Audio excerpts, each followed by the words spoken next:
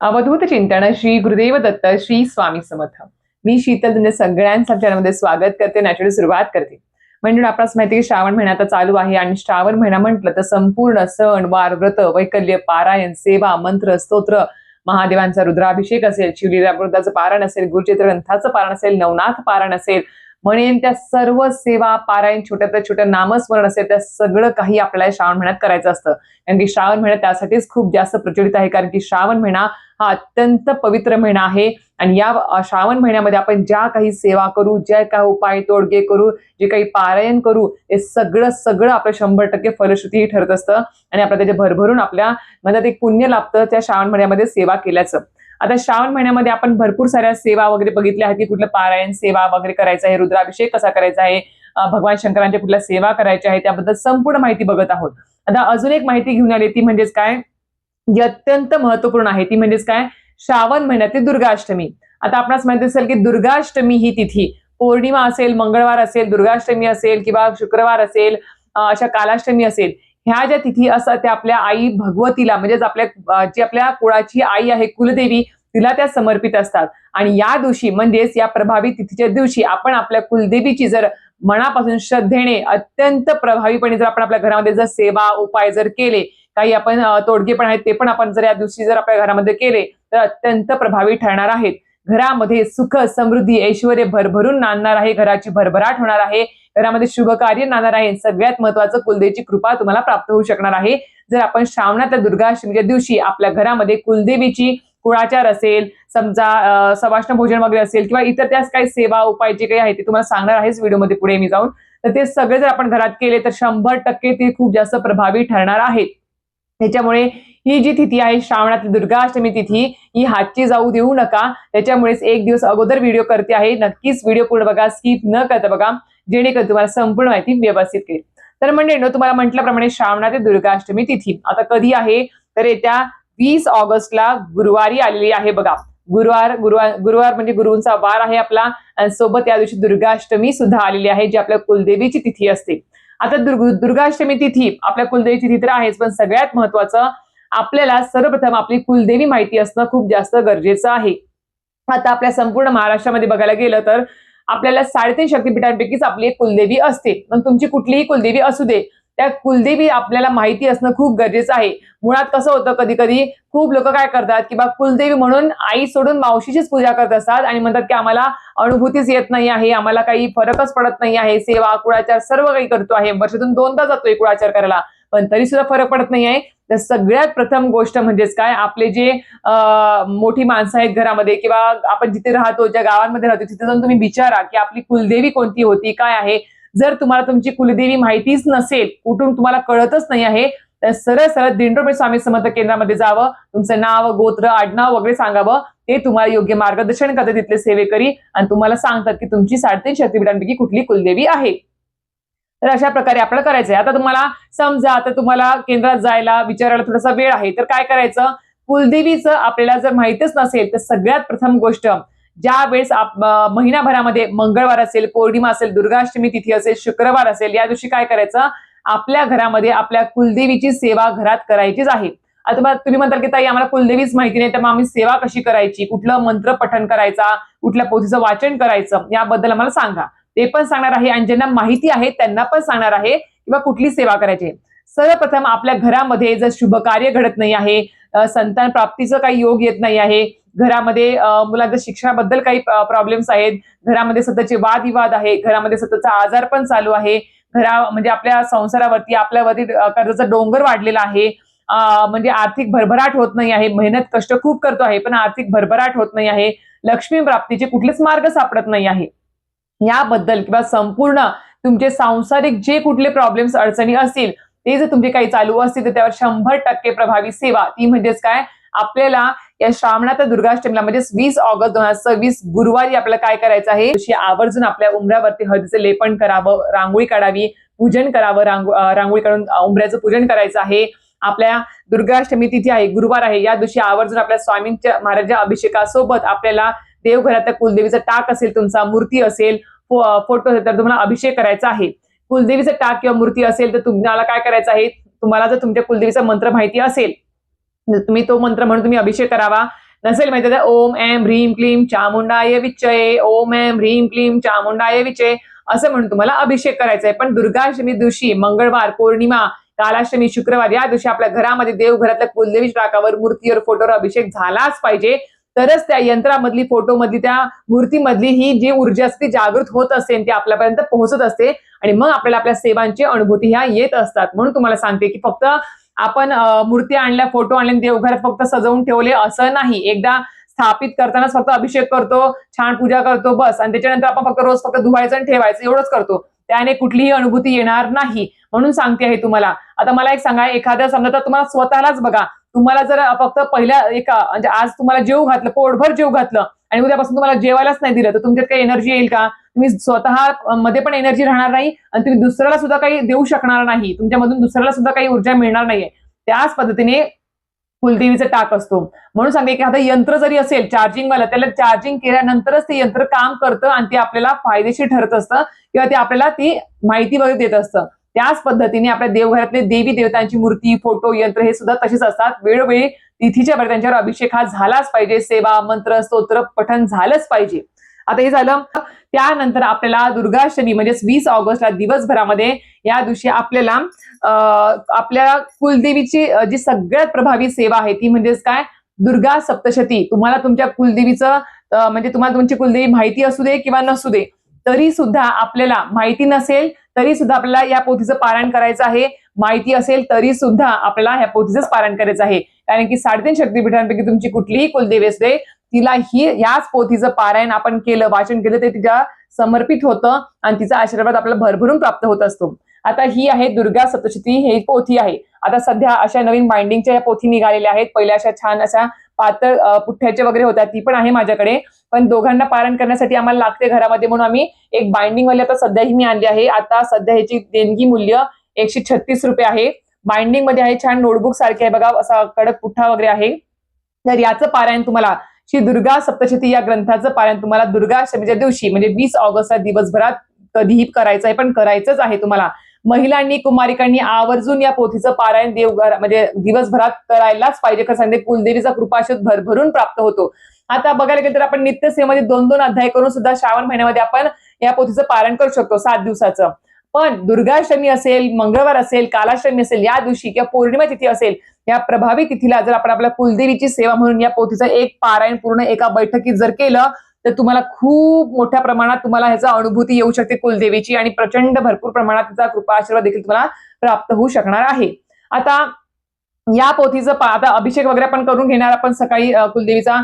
दिवसभर त्याचं पारायण करत असताना या दुर्गा सप्तशती या ग्रंथाचं आता सर्वप्रथम पारायण कसं सुरू करायचं आहे, तर महिलांनी पारायण करताना सर्वप्रथम कपाळी कुंकू, टिकली असावी, गळ्यामध्ये मंगळसूत्र, कानातले असावे, साज शृंगार जो असतो महिलेचा लग्नानंतर तो सगळं काही असावा.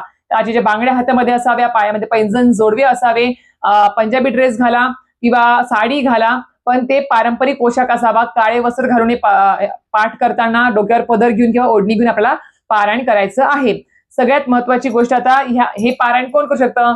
कुमारिका, विधवा स्त्रिया, गर्भवती स्त्रिया, सवाष्ण महिला, सगळेजण ज्यांना लिहिता येतं, पुरुष सुद्धा, मुलं सुद्धा हे पारायण करू शकणार आहेत. असं नाही की महिलांनीच करावं, पण महिलांनी जर हे पारायण केलं, वेळोवेळी जर करत राहिले, कुलदेवीची सेवा करत राहिले, तर खरं एक संरक्षण कवच प्राप्त होतं. आणि आजकाल जे काही गोष्टी घडत आहे आपल्या या वातावरणामध्ये किंवा या सगळ्या गोष्टी चालू आहेत म्हणजे महिलांच्या बाबतीत, त्या घडत नाही. हे आपल्या परमपूज्य गुरुमाऊलींनी सांगितलेलं आहे.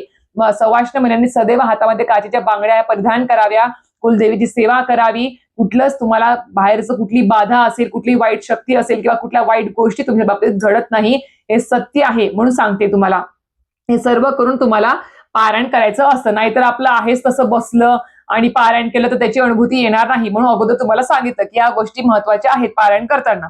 आणि कुमारिका असेल तर त्यांनी हातामध्ये फक्त काचेच्या बांगड्या जरी घातल्या तरी सुद्धा चालणार आहे. कपाळी टिकली, कुंकू लावावी कुमारिकांनी. आणि आता आपल्याला हेच पारायण करायचं, तर पारायण करताना आपल्याला शुभ्र वस्त्र प्रदान करायचे आहे, हातपाय तोंड धुवून देवघरामध्ये आपल्याला धूप दीप लावायचा आहे आणि आपल्याला म्हणजे आसनावरती बसून पारायणाला सुरुवात करायची आहे. तर पारायणाचा दुर्गा सप्तशती ग्रंथाचं पारायण करत असताना सुरुवात कशी करायची, तर सर्वप्रथम बघा, तुम्हाला स्वामी स्तवन पठण करायचं, जे इथे तुम्हाला दिलेलं आहे स्वामी स्तवन, हे पठण करायचं आहे. त्यानंतर तुम्हाला 1 माळ श्री स्वामी समर्थ जप करायचा आहे. ते केल्यानंतर तुम्हाला 1 माळ जप केल्यानंतर तुम्हाला आता सुरुवात कशी करायची, जर तुम्हाला पाठ म्हणजे एक पूर्ण पारायण पोथीचं एका दिवसात एका बैठकीत करायचं असेल तर तुम्हाला अवतरणिकापासून सुरू करावं लागेल. अवतरणिकापासून सुरू करायचं ते पूर्ण तुम्हाला क्षमा प्रार्थना जिथे आहे बघा शेवटी, त्या क्षमा प्रार्थनापर्यंत तुम्हाला पूर्ण पुस्तक वाचायचं असतं. तेव्हा तुमचा एक पाठ किंवा एक पारायण हे तुमचं पूर्ण होत असतं. तर अशा प्रकारे, नाहीतर खूप जण काय करतात, पारायण करायचं म्हणजे फक्त याच्यातले 1 ते 13 अध्याय वाचतात आणि झालं माझं पारायण, असं नाही. तुम्हाला जर एका बैठकीत एक पारायण, एक पूर्ण पारायण पोथीचं करायचं असेल तर तुम्हाला अवतरणिका, स्वामी स्तवन एक माळ जप, देवीची एक माळ, ओम ऐं ह्रीं क्लीं चामुंडाय विचे, त्यानंतर तुम्हाला अवतरणिकापासून चालू करून तुम्हाला देव्यापराध क्षमापण स्तोत्रपर्यंत वाचायचं असतं हात जोडून तुम्हाला. तेव्हा तुमचा एक पाठ किंवा एक पूर्ण पारायण पूर्ण होत असतं. आता जर तुम्हाला एका बैठकीत असं करणं वाचणं शक्य नसेल, धावपळ आहे, जॉब आहे, काही इतर प्रॉब्लेम्स आहेत, तर तुम्ही श्रावण महिन्यामध्ये 2-2 अध्याय रोज वाचायला चालू करा. 7 दिवसात तुमचं एक पारायण पूर्ण होतं. मग श्रावण महिन्यात सगळेपर्यंत तुमचे जेवढे होतील तेवढे होतील. एक पारायण पूर्ण झालं 7 दिवसात की 8व्या दिवसापासून परत पहिले 2 अध्याय असं करून सुरुवात करायची असतील. असं पण तुम्ही करू शकता. जर तुम्हाला वेळेचा अभाव असेल तर किंवा जास्त वेळ बसणं शक्य नसेल तर हे करायचं आहे. या पोथीचं पारायण नक्कीच आपल्या घरात करायचंच आहे दुर्गाष्टमीला. सोबत तुम्हाला ओम ऐं ह्रीं क्लीं चामुंडाय विचे याचे जास्तीत जास्त नामस्मरण जप माळेवर करायचा आहे. हा कुलदेवीचा मंत्र आहे म्हणून सांगते आहे. कुलदेवी माहिती असू दे किंवा नसू दे पण नक्कीच करा. त्यानंतर आपल्याला दुर्गाष्टमी आहे, कुलदेवी आहे आणि श्रावण महिना सुद्धा चालू आहे. त्यामुळे आपल्याला काय करायचं आहे, आपल्या घरातलं जो काही श्रीयंत्र असेल, माता लक्ष्मीची मूर्ती असेल, टाक असेल, त्याच्यावर कुंकुमार्चन देखील करायचं आहे दुर्गाष्टमी तिथीच्या दिवशी. कुलदेवीचं टाक असेल, मूर्ती असेल आणि फोटो असेल त्याच्यावर सुद्धा कुंकुमार्चन नक्कीच करा दुर्गाष्टमीला. खूप खूप जास्त प्रभावी सेवा ही, एक डोक्याला कर्ज निवारण होऊन लक्ष्मी प्राप्तीची सेवा म्हणा, घरात सुख समृद्धी आणण्यासाठी म्हणा, ही सेवा कुंकुमार्चन सेवा खूप महत्वाची आहे. आता तुम्हाला जर कुंकुमार्चन करायचं असेल श्रीयंत्र आणि कुलदेवीच्या टाकावर, आता समजा कुलदेवीचं टाक आहे तर कुलदेवीच्या टाकावर आपल्याला कुंकुमार्चन करताना हळदीचंच कुंकू घ्यायचं आहे. 5 बोटांनी कुंकुमार्चन करा किंवा 3 बोटांनी, अंगठा, तर्जनी आणि मधलं बोट यांनी करा. पण कुलदेवीच्या टाकावर आपल्याला कुंकुमार्चन करताना तिचा मंत्र पठण करायचा 108 वेळेस, म्हणजे एक माळ ओम ऐं ह्रीं क्लीं चामुंडाय विचे. तिच्या पायाच्या पायापासून ते तिच्या डोक्यापर्यंत आपल्याला कुंकू व्हायचं असतं, खालून वरी, नाही तर वरून खाली टाकायचं नाही, खालून वरी आपल्याला तिला कुंकू व्हायचं असतं. ओम ऐं ह्रीं क्लीं चामुंडाय विचे नमो नमः असं मग आपल्याला कुंकू अर्पण करायचं असतं कुलदेवीच्या टाक मूर्ती फोटोवरती. श्रीयंत्र असेल, माता लक्ष्मीची मूर्ती असेल तर तुम्हाला किंवा जमलंच तर तुम्हाला कुलदेवीच्या टाकावर सुद्धा 16 वेळेस श्री सुक्तम पठण करून सुद्धा कुंकुमार्चन करता येणार आहे. श्री सुक्तमध्ये जी फलश्रुती आहे ती तुम्हाला 15व्या वेळेसपर्यंत म्हणायची नाही आहे, फक्त श्री सुक्तम पठण करायचं आहे. 16व्या वेळेस ज्यावेळेस मी पठण करता शेवटी त्यावेळेस तुम्ही श्री सुक्तम पठण करायचं कुंकुमार्चन करत, आणि नंतर फलश्रुती जी असते ती शेवटी 16व्या वेळेस तुम्हाला हात जोडून पठण करायची असते. कुंकुमार्चन ही सेवा नक्कीच दुर्गाष्टमी दिवशी तुम्हाला दिवसभरात जमेल तसं वेळात वेळ काढून तुम्ही नक्कीच करायची आहे. खूप प्रभावी सेवा आहे. आणि ते कुंकू जे आहे कुंकुमार्चन ते घरातल्या स्त्रियांनी, पुरुषांनीच, घरातल्या व्यक्तींनीच लावावं. कपाळी लावायचं असतं, रोज लावायचं असतं. बाहेरच्या व्यक्तींना, बाहेरच्या आलेल्या महिलांना ते कुंकू लावायचं नाही, फक्त घरामध्येच वापरायचं असतं. बाहेरच्या जे कोणी येतात महिला वगैरे किंवा पुरुष मंडळी त्यांना तुम्ही दुसरं कुंकू लावायचं जे साधं आहे. पण ही प्रभावी सेवा केलेलं कुंकू आहे ते घरातल्या व्यक्तींनीच लावायचं असतं. हे झालं एक सेवा. त्यानंतर होईल तेवढी जास्त श्री सुक्तमचं या दिवशी नक्कीच पठण करा. आता अजून एक प्रभावी यंत्र जे आहे ते आपल्याला या दिवशी म्हणजे दुर्गाष्टमीच्या दिवशी, श्रावणातील दुर्गाष्टमी आहे, खूप प्रभावी तिथी आहे, गुरुवार देखील आहे. त्यामुळे या दिवशी आपण आपल्या प्रवेशद्वारावर एक यंत्र सुद्धा लावायचं आहे. ते यंत्र कुठलं आहे तर 64 योगिनी यंत्र. तुम्हाला इथे दिसत फोटो बघा. आता माझ्याकडे पण आहे, माझ्या प्रवेशद्वारावर मी लावलेला आहे, तोच हा फोटो आहे. आता मी तो काढून घेऊ शकत नाही म्हणून तुम्हाला डायरेक्ट इथे फोटो टिप केला आहे. हे आहे 64 योगिनी यंत्र. जर तुम्हाला वेळ असेल, तुमच्या जवळपास केंद्र वगैरे असेल तर तिथून तुम्हाला 64 योगिनी यंत्र घेऊन यायचं आहे. आणि किंवा धार्मिक दुकानात जर भेटलं तर अतिशय उत्तम, तिथे पण विचारा 64 योगिनी यंत्र आहे का, ते घेऊन यायचं आहे. आणि आपल्याला काय करायचं, समजा तुम्ही आदल्या दिवशी उद्याच आणून घ्या, जेणेकरून गुरुवारी दुर्गाष्टमी दिवशी सकाळी सकाळी आपल्याला देवपूजा वगैरे झाली की ते यंत्र आपल्या प्रवेशद्वारावर लावायचं आहे. आता ते जे यंत्र आहे त्याच्यावर सगळं दिलेलं असतं, कशी सेवा करायची त्याच्यावरती आपल्याला, आणि ते यंत्र कसं आपल्याला म्हणजे एक म्हणजे सिद्ध कसं करायचं सांगितलेलं आहे त्या यंत्रावरती. पण तरी सुद्धा मी तुम्हाला सांगते, ते यंत्र आपल्याला काय करायचं आहे, स्वच्छ थोडंसं पाणी वगैरे लावून स्वच्छ पुसून वगैरे घ्यायचं असतं. देवघरासमोर बसावं, त्याच्यावर पंचोपचार पूजा वगैरे करावी, हळद कुंकू अक्षता धूप दीप दाखवून फुल अर्पण करायचं आहे त्या 64 योगिनी यंत्रावरती. नंतर ते उजव्या हातामध्ये घ्यायचं आहे तुम्हाला, आणि त्याच्यावर तुम्हाला जमलंच तर 11 माळी श्री स्वामी समर्थ जप करायचा आहे. आणि तो मंत्र केल्यानंतर तुम्ही नंतर 1 माळ 99 मंत्राची करायची आहे. ते केल्यानंतर ते जे यंत्र आहे ते तुम्हाला तुमच्या प्रवेशद्वार जो असतो, आपला प्रवेशद्वार म्हणजे बाहेर पडतो तो प्रवेशद्वार जो असतो घराचा, तो उघडायचा. उघडल्यानंतर बघा जिथे आपण जिथे आपलं बघा आता आपण प्रवेशद्वार म्हणजे प्रवेशद्वाराच्या आपण बाहेर उभा आहोत, आपण बाहेरून बेल वाजवतो. ती जी जागा आहे आपल्या नेम प्लेटच्या खाली, सरळ सरळ आपल्या नेम प्लेटच्या खाली किंवा वरती मध्यभागी, प्रवेशद्वाराच्या मध्यभागी ते यंत्र आपण तिथे लावायचं आहे. ते यंत्र तिथे जेणेकरून कसं असतं, कोणी पण जी घरामध्ये व्यक्ती आहे ते बेल वाजवते किंवा कडी वाजवते त्यावेळेस ते यंत्र तिथे नजरेस पडलं पाहिजे. जेणेकरून आपल्या घरामध्ये एखादी नकारात्मक व्यक्ती, भांडण करणारी असेल, जिच्या मनात वाईट विचार आहे किंवा काही अजून असेल, ते तिथेच थांबून जातं, नष्ट होऊन जातं. घरामध्ये ती नकारात्मक एनर्जी असेल किंवा वाईट शक्ती ती घरामध्ये प्रवेश करत नाही. आणि सगळ्यात महत्वाची गोष्ट, 64 योगिनी यंत्र घराच्या प्रवेशद्वारावर लावलं, आपण समजा सिद्ध करून जर लावलं तर घरामध्ये सुख, समृद्धी, ऐश्वर्य, धन, धान्य भरभरून नांदतं आणि आहे त्या गोष्टी सुद्धा आपल्या ह्या त्याच्यामध्ये उतरवतं, त्याची वाढ होत राहते. त्याच्यामुळे कशाचीच घरामध्ये कमी राहत नाही. म्हणून नक्कीच अत्यंत प्रभावी योग आहे. श्रावणातील दुर्गाष्टमी आहे, त्यामुळे नक्कीच 64 योगिनी यंत्र घेऊन या आणि आपल्या प्रवेशद्वारावर नक्कीच लावायचं आहे. तुम्हाला तर फोटो पिप केलेला आहे बघा. आता सगळ्यात ते झालं. त्यानंतर आपल्याला तर समजा आता आपण या दुर्गाष्टमीला जर आपण ते यंत्र लावलं तर असं नाही की आपण एकदा लावलं म्हणजे त्याला बघायचंच नाही, असं नाही. मग त्याच्यानंतर जी काही दुर्गाष्टमी येईल प्रत्येक महिन्याला, त्या दुर्गाष्टमीला ते यंत्र काढायचं, पुसून वगैरे घ्यायचं, परत तसेच सेवा करायची, परत तसं लावायचं. सांगितल्याप्रमाणे प्रत्येक यंत्राला, प्रत्येक मूर्तीला चार्जिंग करावंच लागतं. चार्जिंग केल्याशिवाय काही होत नाही. हे झालं. हे यंत्र खूप प्रभावी आहे, नक्कीच लावायचं आहे. आपल्या केंद्रात सुद्धा सांगितलंय की 64 योगिनी यंत्र आपल्या प्रवेशद्वारावर नक्कीच लावावं. त्यामुळे तुम्हाला सांगते आहे. आता जमलंच तुम्हाला दुर्गाष्टमी दिवशी आपण माता लक्ष्मी सुद्धा सेवा करू शकतो. कुंकुमार्चन सुद्धा करणार आहे. त्याच पद्धतीने आपण माता लक्ष्मीचे जो काही मंत्र आहे, श्रीम श्रीम हा बीज मंत्र आहे, त्याचं पठण करावं, जप जास्त करायला पाहिजे. सोबत आपल्याला माता लक्ष्मीचा जो काही आपला मंत्र स्तोत्र येत असेल ते पठण करावे. सगळ्यात महत्वाची गोष्ट म्हणजे आपल्याला दुर्गाष्टमी दिवशी जर तुम्ही आवर्जून जर आपल्या घरामध्ये एखादी सवाष्ण जीव घातली, म्हणजे कुळाचार जर आपण पार पाडला ते पण चालणार नाही. कारण की श्रावण महिन्यामध्ये आपण जे काही कर्म करतो, चांगले कर्म, त्याचं खूप जास्त पटीने आपल्याला पुण्य मिळत असतं. म्हणून तुम्ही श्रावण महिन्यामध्ये दुर्गाष्टमी दिवशी कुलदेवीचा जो काही वार आहे त्या दिवशी आपल्या घरामध्ये आवर्जून जर तुम्हाला कुळाचार किंवा पुरणाचा नैवेद्य करून एखादं सवाष्ण जेवण घालायचं असेल किंवा कुलदेवीची ओटी भरायची असेल श्रावणामध्ये, तर नक्कीच तुम्ही भरू शकणार आहेत. घरच्या घरी ओटी भरावी की आपल्या जवळपास जर प्रतिष्ठान असेल आपल्या कुलदेवीचं, तिथे जाऊन सुद्धा तुम्ही ओटी भरू शकणार आहेत. नक्कीच करा. जर तुमचा कुळाचार राहिला असेल समजा अधिक मासामध्ये किंवा तुम्हाला करायची इच्छा आहे कुलदेवीचा श्रावणामध्ये, तर नक्कीच कुळाचार करू शकता, सवाष्ण भोजन करू शकता, कुमारिका भोजन करू शकता, देवी आईची ओटी भरणी असेल, या सर्व गोष्टी करू शकणार आहेत. नक्कीच कराव्या. मी एकच सांगते, आपल्या अध्यात्मामध्ये आपले सर्वप्रथम पितर, कुलदैवत, कुलदेवी आणि आपले गुरु आणि नंतर इष्टदेवता हे खूप जास्त महत्वाचे असतात. त्यामुळे सर्वप्रथम आपल्या पितरांची सेवा कधीच विसरायची नाही, त्यांचा विसर कधी पडू द्यायचा नाही. सोबत आपले कुलदैवत, कुलदेवी यांचं सुद्धा वेळोवेळी आपल्या घरामध्ये सेवा झाली पाहिजे, नामजप, नामस्मरण झालं पाहिजे. वर्षातून एकदा किंवा 2 वर्षातून एकदा त्यांचा मेन कुळाचार झाला पाहिजे. मूळ सणावर जाऊन आपल्या सगळ्या गोष्टी करायला पाहिजे. त्यानंतरच पितर तुमचे प्रसन्न असतील, कुलदेवी कुलदेव प्रसन्न असतील, तरच तुमचे गुरु तुमच्या सर्व इच्छा पूर्ण करू शकतात.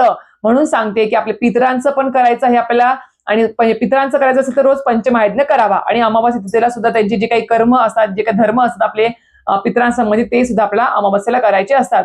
कसं असतं, या सर्व गोष्टीच्या जोडीने म्हणजे या अध्यात्माच्या जोडीने जर आपण मेहनत, कष्ट, प्रामाणिक सर्व काही करतो आहे, आपली कामं करतो आहेत, कष्ट, अभ्यास असेल किंवा उद्योगधंदा असेल किंवा नोकरी असेल, जे काही करतो आहे त्यामध्ये तुम्हाला 100% यश मिळणार म्हणजे मिळणारच. नाहीतर फक्त दिवस रात्र कष्टच करायचे, अध्यात्मच नाही, काही कुलदेवीचं नाही, कुलदेवताचं नाही, पितरांचं नाही, काहीच करायचं नाही. मला सांगा, तुम्ही कितीही कष्ट करा, कितीही मेहनत करा, धावपळ करा, तुम्हाला काही सुद्धा यश त्याच्यात मिळणार नाही. मग तुम्हाला प्रश्न पडेल की अरे बापरे, मी एवढी मेहनत करतोय पण माझ्या मनासारखं काही घडतच नाही आहे आणि घराची पण काही प्रगती होत नाही आणि घरात काही टिकत सुद्धा नाही आहे, उलट सगळं घराच्या बाहेरच जात आहे, असा प्रश्न पडतो. म्हणून सांगते की जर तुम्हाला सांसारिक प्रश्न मार्गी लावायचे असतील तर तुम्हाला कुलदेवी कुलदेवतांची सेवा खूप जास्त महत्वाची आहे घरामध्ये. नक्कीच करा. श्रावणात दुर्गाष्टमी तिथी आहे, खूप प्रभावी तिथी आहे. नक्कीच तुमची ही जी तिथी आहे ती जाऊ देऊ नका. आणि ज्यांना दुर्गाष्टमीला जमणार नाही त्यांनी येणाऱ्या पौर्णिमा तिथीला जरी केलं, हे सर्व आपल्या सेवा किंवा जे काही नामस्मरण, अभिषेक वगैरे आहे ते सगळं काही जर केलं तर अतिशय उत्तम. तर अशा प्रकारे तुम्हाला संपूर्ण माहिती सांगितलेली आहे. तरी सुद्धा काही प्रश्न असतील तर नक्कीच मला कमेंट बॉक्समध्ये विचारा. 100% मी तुम्हाला त्याचं उत्तर द्यायचा प्रयत्न करेल. आणि अजून एक गोष्ट सांगेल, जर तुम्हाला गुरुवारी संपूर्ण पाठ याचा वाचणं शक्य नसेल, वेळ असेल तर नक्कीच करावा. काही असं कारण देऊ नका. वेळ असेल तर नक्कीच याचा पाठ करा. नसेलच तुम्हाला वेळ तर एक करा, सिद्ध कुंजिका स्तोत्रम नित्यसेवेच्या पोथीमध्ये आहे. 11 वेळेस तुम्ही ते पठण करा. 5 मिनिटं लागतात ते किंवा 1-2 मिनिटं लागतात एक वेळेस म्हणायला. ते तुम्ही सिद्ध कंजुका स्तोत्रम 11 वेळेस एका बैठकीमध्ये म्हणा. तुम्हाला संपूर्ण पोथीचं पारायण केल्याचं पुण्य प्राप्त होतं. हे पण तुम्हाला एक सांगते. जर ज्यांना वेळेचा अभाव आहे त्यांना सांगता येईल. ज्यांना वेळ आहे त्यांनी आवर्जून या पोथीचं पारायण करा. त्यांनी कारण सांगू नका. तशा प्रकारे व्हिडिओ ते सांगते. व्हिडिओ आवडला असेल तर नक्कीच लाईक शेअर सबस्क्राईब करा. श्री स्वामी समर्थ.